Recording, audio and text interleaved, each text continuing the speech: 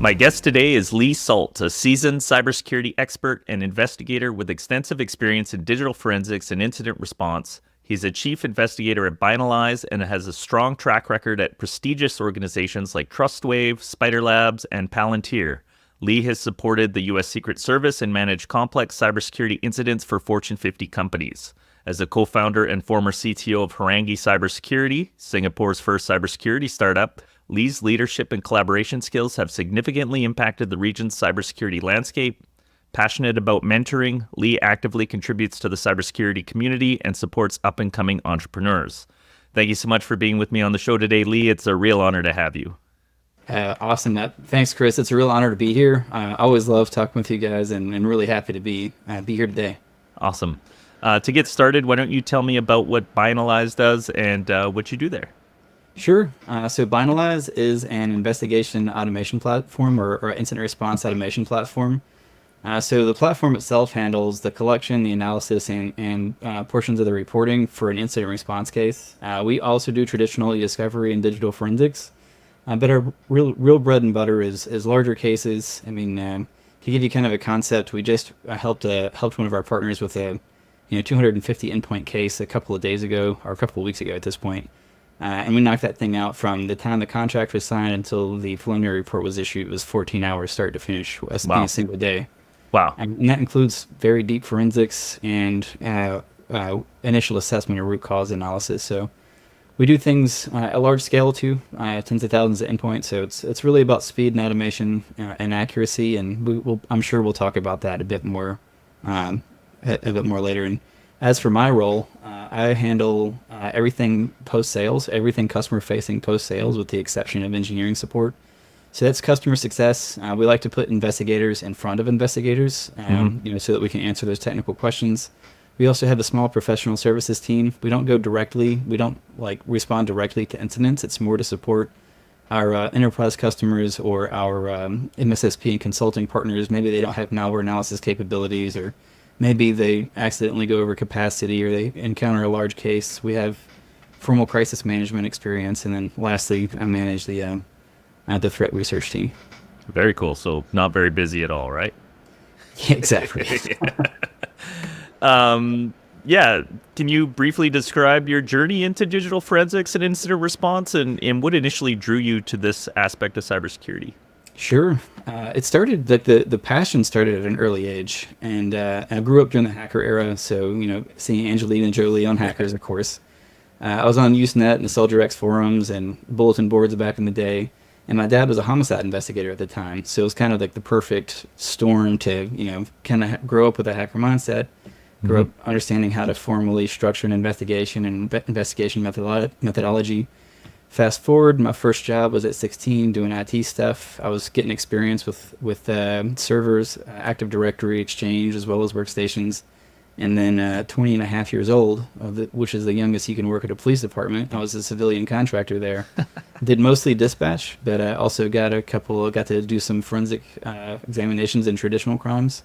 And then the police department got hacked. And we called some federal partners, and they recommended Trustwave-SpiderLabs to us. And at 22 or 23 years old, I was at Trustwave-SpiderLabs, and I've been doing intrusion investigations for the past 16 or 17 years. Wow, that's crazy. And I guess you probably worked at the same police department as your father worked at? I did. That's kind of cool. It was a blessing and a curse, right? Yeah, right. It goes both ways. Yeah. I remember with my dad when I was little, like every time he was around and I was like supposed to cut a rope or do something like that, I'd just screw up because he was there and I'd get so nervous. So hopefully it wasn't the same. Yeah. It was, except for his very hot states in the police department. Yeah, right. So when you're preparing for a deeper engagement, what are the key steps that you take before diving into the technical aspects? Is there pre-game stuff? Absolutely. So one, I think the technical stuff starts with your workstation and so on. You want to make sure that that's constantly prepared. I think that goes without saying for most analysts. I could be wrong, but yeah, make sure if you're doing analysis in VMs, reset those things. You don't want to be working multiple cases on the same system or have multiple evidence files in the same system. I've definitely done that before and made the mistake of including some evidence in the wrong case. Fortunately, I haven't done that on a finalized report. I've only done that in a preliminary environment. And there were multiple cases within the same campaign. So same pieces of malware, just different dates, same threat actor, and so on. So I'd say getting your environment prepped is first and foremost. But really, assuming that that's taken care of, it doesn't start with the tech stuff at all. It starts with the basis of investigation. So, like, why are you here? Like, the fire department is not at a fire because the house is on fire. That's not why they're there. They're there because they don't want the house on fire anymore. And that's a subtle difference, but it's actually quite important. And you want to know what the basis of that investigation is. So for the fire department, are there people still in the building? Because if there are, then that's why they're there. They have to get the people out, and they're going to approach the fire differently than they do if it's, say, there's chemicals inside and there could be an explosion. Totally different rules of engagement. And the same is true for a incident response engagement. You want to know why you're there, and then you want to put together an investigative plan, and you want to execute that plan and communicate effectively to the customer and whoever your other partners might be. And yeah, using that analogy, you're sort of referencing whether or not like the attackers are still active in the environment versus they've smashed and grabbed and you're just here to clean up the pieces kind of thing. Exactly. Yeah. So when starting one of these engagements, how important is it to establish clear communication with stakeholders involved? It's very important. And you know, it depends too. So the communication strategy at first or up front, it actually starts before that, is what is your staffing plan? And that's the very first question I ask when I get pulled into any of these crises, especially these days when I'm really just getting pulled in as a crisis manager and as an extra person to stay up late or whatever it happens to be. And the answer I commonly get is, well, what do you mean a staffing plan? I'm like, okay, well, it's 5 p.m. on a Friday.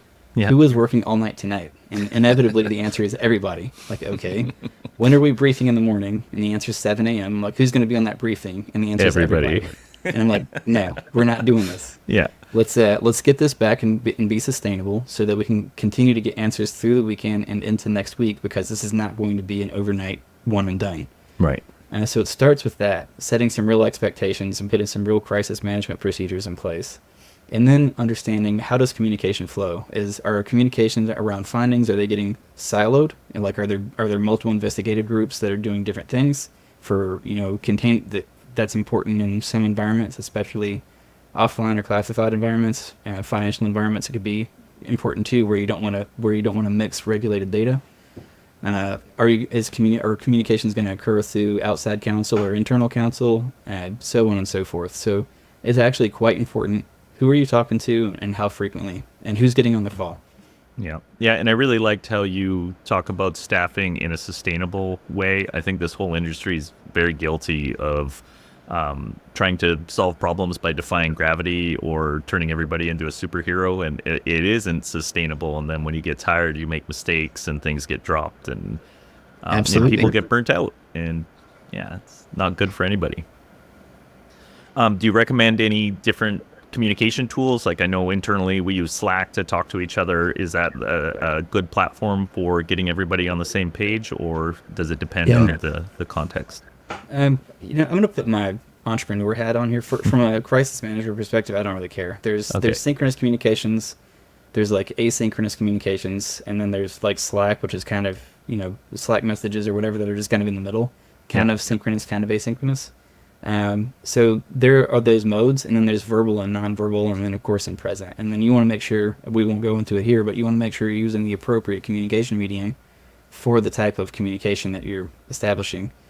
However, I think, gosh, I've just lost my train of thought on this. Oh, that's okay. We can circle back and we can chop it out. Yeah, I think that when engaging in one of these, sorry, now I'm stripped out too. I remember. So, what are my preferred communication mediums? I'll just wait a second so we can chop it out. Yeah. So yeah, my preferred communication tools are Slack, because it integrates very well with everything, and also Google Workspace, and because you can have Google Scripts and so on. That's less about being an investigator, and that's more about being kind of the entrepreneur or former CTO, where I can automate things effectively. Mm-hmm. I can give lists of people and automate notifications. Even if I've never been in that environment before, I just need to get a list of things, and I can structure and create documents based off templates, and it's just far easier. Yeah. And I encounter, if I'm working in a large environment, I actually quite like the integration with Microsoft products, but from a consulting perspective, I find it incredibly limiting for automation. And the audit trail must be very useful after the fact to kind of, when you're doing your own sort of analysis of how everything unwound. Yeah, absolutely. Office 365 is quite useful. The audit trails and things there are quite useful as well. Can you discuss the importance of having a well-defined incident response plan in place prior to anything catching on fire? Well, if you don't have an incident response plan, I'm showing up and I am. No, it's I have kind of a cheeky answer here outside of the original one. If you have a plan and you don't practice it, you might as well not have a plan at all. Right. And I think there's whoever is responsible for that is, needs to have some real expectations. Most of the time, if you have an incident response plan and you have a staffed SOC, those things are not going to be like true incidents or, this sort of incident that requires external help. So you'll have like a piece of malware that successfully landed. That normally means there might be interactive, access or for an attacker. That's certainly not a good thing that you want to have. But if you have a playbook around that, it might not. Maybe you can contain it in the first host, and it's not that big a deal.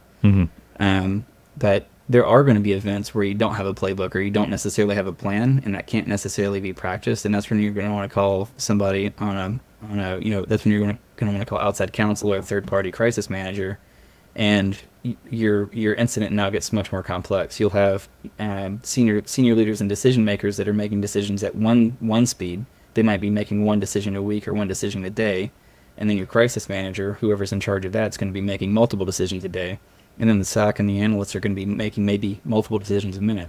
Right. And that's when that response plan really starts to make a heck of a lot of sense, especially at the executive level, because it outlines which problems need to be made and probably in which order and when. And you can feed that down, and at that level, at that analyst level where I'm making multiple decisions a minute, that means analysis paralysis. So if I can get some guidance or provide some guidance from executive leadership and say, SOC team, all of the stuff that you're doing is very important. Don't focus on this stuff for 30 minutes. I need you to answer this question, and then we can go back to the other part.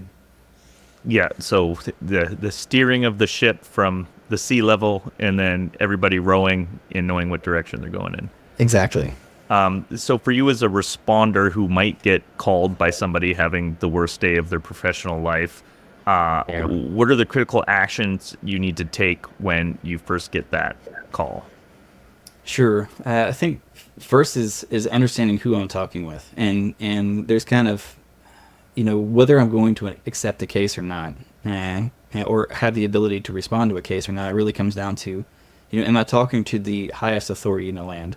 Like, is it the CEO that's calling me, or is it a help desk technician that's calling me? If it's a help desk technician that's calling me, maybe it's not even actually an incident. I've had that happen before. Beyond that, is it going to be a situation where I'll have both cooperation from all of the parties? And if I don't have that CEO or that executive sponsor, I might not get cooperation. If I don't have that, I don't have access. If I don't have access to the data or access to the problem, I can't solve anything, and I might as well not show up. And the last part is the ability, and that's where it's on me to have ethics and integrity and say, I have the ability to respond to this and help you seek a resolution, or I don't. And that's kind of the first thing that goes through that. And that's the outcome of that is a scoping document generally. I mean, you'll get your traditional scoping questions: how many computers are involved, which operating systems, what's the nature of your business, how did you find out about this, do you have the name of a piece of malware, can you send me the ransom note, things along those lines. But it boils down to, who am I talking to, am I going to have cooperation and access, and do I actually have the ability to solve this problem? Yeah, and you mentioned a ransom note. Is that still primarily the number one reason you guys get called? I think yes. The answer to that in general is yes. For us in particular, we get a lot of, nuanced situations. Most of our stuff is, the collection is very difficult, or the evidence can be interpreted in multiple ways, and somebody wants a third-party opinion, or maybe it's something's encrypted and they want some advanced help on that. So we get kind of a nuanced perspective. I think, frontline responders, we're an escalation point for other responders. Right. So frontline responders get all the ransomware stuff, and we get the things that gosh, I got one right now that I can't figure out. So that's what I'm going to be doing tonight. Interesting. Yeah, maybe the cool, not cool, but like the APT sort of like not kicking the front door, sort of come in sideways and stay low and slow. Yeah, and we get stuff where EDR will cancel part of something, but not all of something, or like we'll get stuff where somebody's cleaned things up, and you see some circumstantial evidence that some things occurred, and especially with ransomware, a lot of the folks that have come into DFIR in the past, say 5 years, where ransomware has been prevalent, they haven't had to deal with a lot of those anti-forensics techniques, which is something we had experience with. Mm-hmm. So we can do file carving and things along those lines, and that's the sort of thing that we help out with in these larger cases. Very cool. You mentioned evidence collection. Is there best practices for collecting and preserving digital evidence? I know chain of custody is a big deal. Is that something that has to be a part of your response in investigation? It is. We have chain of custody forms and things along those lines. And also the way that we act as an escalation point, we normally get a working copy of the evidence. Okay. Versus the best copy or versus the best evidence. So our situation in particular is a little unique.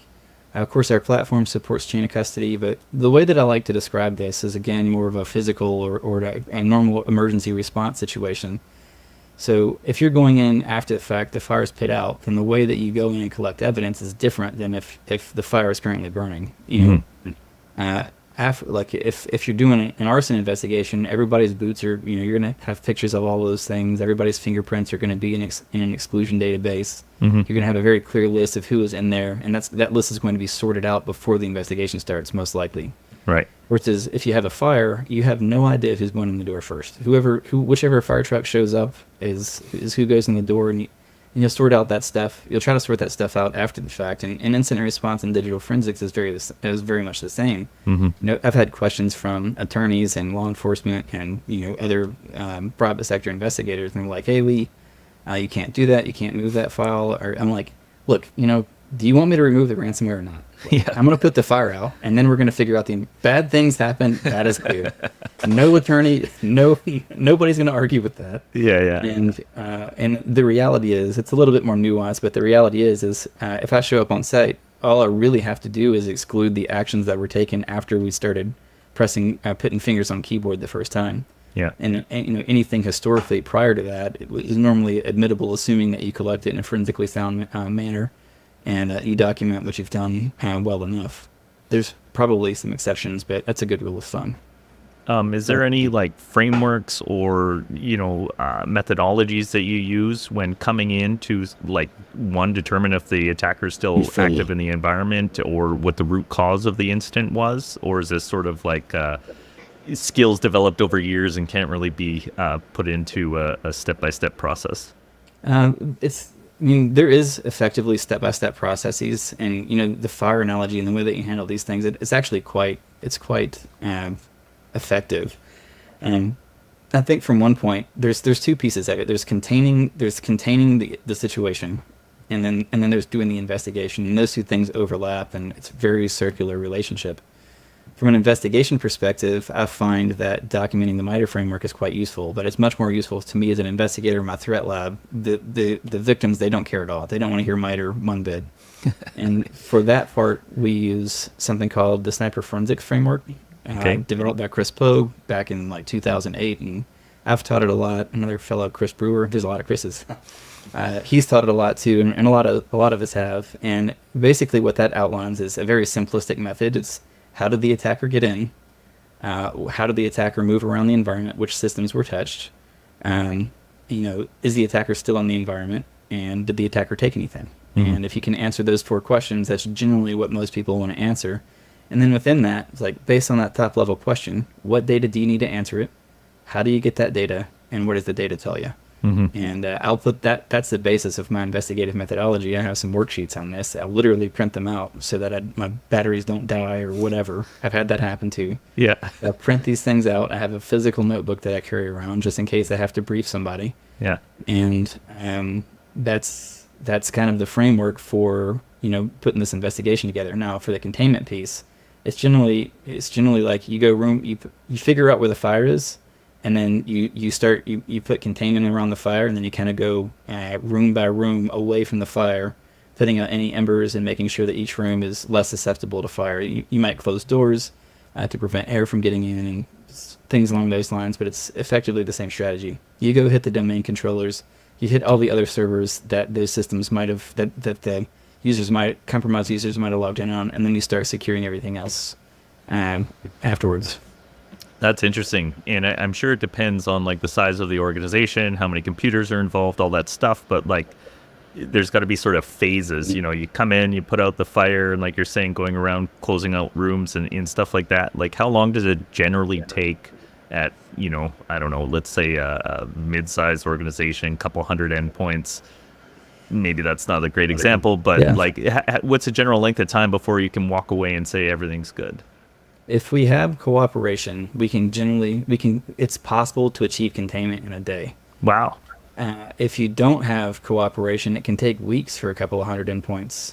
And normally I would say, if we have the context and you know, we have an effective, I mean, it's just like putting a fire out. Like, it can be a big fire. Not a lot of fires take more than 1 or 2 days to put out. And honestly, I believe that's more complicated than some of the malware investigations that we do with ransomware actors. You know, APT threats, that's a different ball game. Like, I don't even put estimates on that. I show up and say, this is where we start billing. I mean, that, you know, if I'm doing a consulting gig, it's like, this is where we start. I have no idea how long this is going to take. I want to be honest. I'm here to help you. I'm not going to price gouge, but this could take a long time. Yeah. And you're probably going to have to rebuild everything.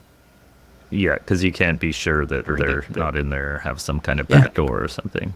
The APT guys, they live in the browsers of the blue teams. And I've been there when, you know, I'm not going to name any particular EDRs or anything, but I've been there when you'll go through and you'll look at the things that are in the exception list for the EDR, and then you'll look later in the afternoon and there's more stuff there, and the more stuff that's there are the malware samples that the adversary is using. Wow.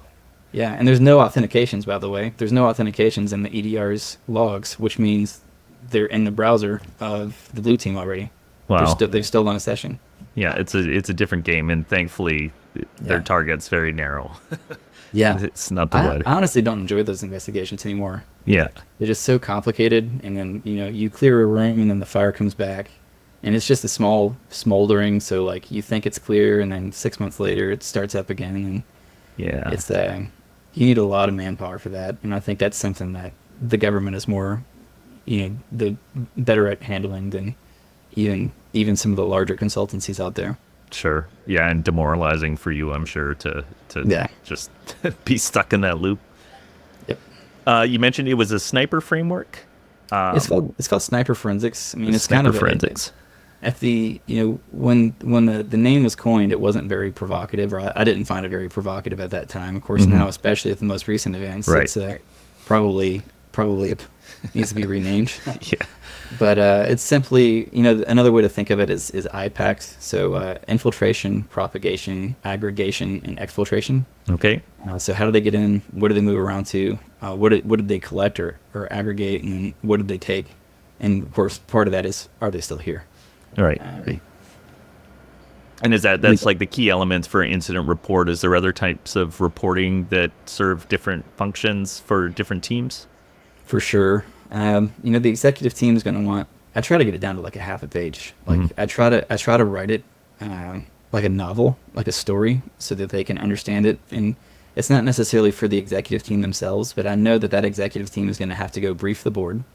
So what I'll do is I'll basically create for them something that they can regurgitate that is factually accurate and compelling, right? So it's easy, it's compelling that when they say it again, and then I'll have in those situations I'll probably have a few slides that they can brief if they don't want me to be part of that briefing. So there's that piece. For less senior stuff, I'll have a longer form executive summary that'll have things like limitations of investigation, or the initial scope plus the expanded scope. And then for technical staff, I'll have technical details in a report. The report might be 30, 50, or 100 pages long. I don't expect most people to consume the 30 to 50 pages of super technical things. That's mostly so that the report can survive scrutiny after the fact in a litigation situation. The more technical folks, I normally have a spreadsheet or checklist of things that need to get fixed or resolved or I'll have a spreadsheet of systems that were impacted or data that was impacted, and things along those lines. And like as people that kind of, dive into other organizations to help them during these moments, do you have any involvement after the fact to help improve the security posture, or is that something that they handle after you hand them over the technical report? At various points in my career, I have helped with that, and I still advise a lot of startups. I sit on some advisory boards, and so I'll help with that, and I get the odd phone call from time to time. So I'll do that in an informal capacity, but here at Binalyze, our job is to support the firefighters. Mm-hmm. If you think of the mutual aid, they run out of fire trucks, they call us, we send our fire truck. As soon as the fire is out, we're done, and we'll be there to answer questions or write our part of the report if that's required, but that's about it. You do a lot of stuff in the community. How important do you find collaboration in this field of DFIR to be? I think it's mission critical. Honestly, I think I go back and forth on this. Maybe it's controversial. Like, we don't like to share stuff on the blue team side. Yeah. And so I'm fortunate enough to be and have been part of hacker spaces for 20-something years. And some of my closest friends are hardcore red teamers. They're doing primary research on exploiting ML and these other things, and I see how well they share and collaborate in the attacker community. And then I get frustrated. I have sent malware samples to people, and they'll tell me, I can't accept this. And I just kind of want to reach across and grab them by the collar of the shirt and shake them and say, I know for a fact that you are getting targeted with this, and now I am bound by NDA. I can't tell you that I know that you're going to get targeted with this. Oh. And it is kind of the legal protections that are in place and are really not effective for securing our environments. Mm-hmm. Yeah, doesn't that go back to the old colloquialism that I've heard people say about how the red team only has to be right once, where the blue team has to be right all the time, but we can't share data with each other? Yeah, exactly. And now there are some good sharing organizations out there, like the ISACs are really good about that, and they generally cut to a lot of chaff. There are some other technical alliances out there, certainly at the product level that are really good. Mm-hmm. But on a case-by-case basis, the impact to the actual victim, if you're not big enough to be part of an ISAC, then we're not doing you justice with the way that we share. Yeah, and I've heard the threat intelligence community, there's a lot of private groups that are just unofficial and happen over Signal and stuff like that, and sort of backroom dealings, if you will. Yeah, there are. I'll neither confirm or deny whether I'm part of any of that. But as much as we can do to thwart the attacker, we'll do that without breaking any laws or violating any contractual agreements. Yeah. You mentioned long hours and all the stuff that comes with working in this field. What keeps you motivated to keep doing it? I always get choked up with this question. I come from a public service family. Yeah. So it's just in my blood. Yeah. So I had a knee injury a long time ago.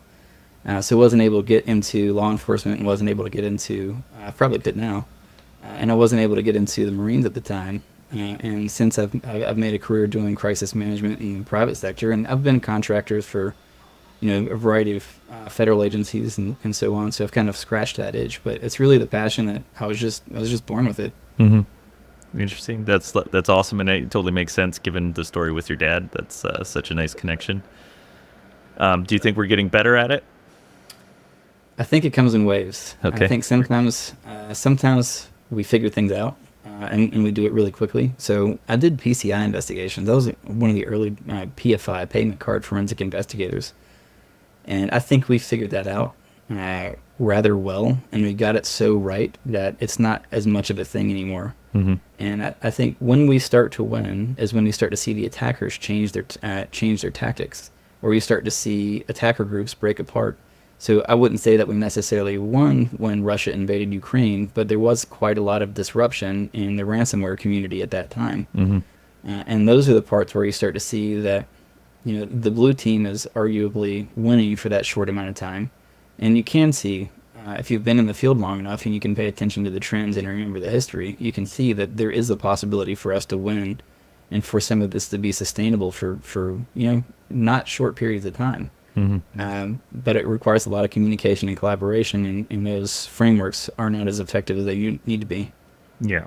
Yeah, and I think the move towards a sort of more engineering-centric approach is going to be the big win over time, because that's sort of, and I've used this analogy a bunch recently, but it's like, we know how to build bridges, and there's a way to go about building bridges. You can build new bridges, but you have to follow these, things that we learned about building bridges. And I kind of feel like we're getting to that point in cybersecurity where it's not just these sort of one-off solutions that come out of the brain of some really smart guy that understands the problem really well, but we're building infrastructure and systems and processes that can scale and sort of hopefully win over time. Yeah, and we're into that second or third generation where things are actually usable. Like, if you remember Sticks, I can't remember anybody in the private sector that used it. Yeah. It's just painful. Yeah. And there's been some other things, too, that have been really valiant efforts. Like Verizon had their security report, their format for categorizing data. Verus, I think it was. Mm-hmm. Really good, I thought. It just wasn't adopted by the community because it was too early for its time, perhaps. Yeah, it's often the case with stuff like that, right? Where it's got to be the right solution at the right time, right zeitgeist, all that stuff. Cool. Okay, so the last one I have for you, it's the one I ask of everybody that comes on the show. You can be as wide or as narrow as you want. Do you have any predictions for the future of cybersecurity? Well, I think it's obvious that there is a consolidation for cybersecurity products. I think it's a little bit less obvious, but if you pay attention, it's out there that there's the opposite. There's kind of a bunch of new consultancies and MSSPs starting up, which is basically a market for all of the product companies. So I think that's a near-term future. Longer-term, pie in the sky. I think it's another one of these services, like the fire departments used to be private and they used to be funded by insurance companies. And I think cybersecurity in the long term will end up the same way. Like, we're already starting to see that insurance companies are starting to pay for incident response, and they're starting to bring those incident response capabilities internally. And I think it's a matter of time before it becomes another public service. Maybe not, certainly not 3 years, probably not 5 years, but maybe 10 or 20. It'll be a law enforcement agency or something akin to a firefighting agency in the digital space, that's just nationalized or owned by a local municipal government. That's fascinating. I've never heard anybody come up with that, and it actually makes a lot of sense to me because, it is this thing that's just going to continually make the news and be in the public eye until, people will say enough's enough, and how do we solve this at scale? And citizens are frustrated that they can't call their local police or anybody else, and then they call the bureau, and the bureau, great people, but they have a lot of cases, so they have a threshold for whether they can accept a case or not. Yeah. And so for the small Joe out there, it's frustrating that you got to pay a consultant to do this stuff, and I understand the frustration. Yeah. It's super interesting. I'm going to go buy a bunch of Cyberforce domains. Maybe I'll get lucky. That's a bad idea. Oh, that's interesting. Eminent domain for domains fun. Yeah, there you go. Awesome, Lee. Thanks so much for coming on the show. I always enjoy talking to you, and definitely some valuable information here for the community. I'm very much looking forward to seeing you at Mission Control as well. It'll be great to spend some time in person. Awesome. Looking forward to seeing you there as well. And thanks again, Chris, and take care. Okay, bye.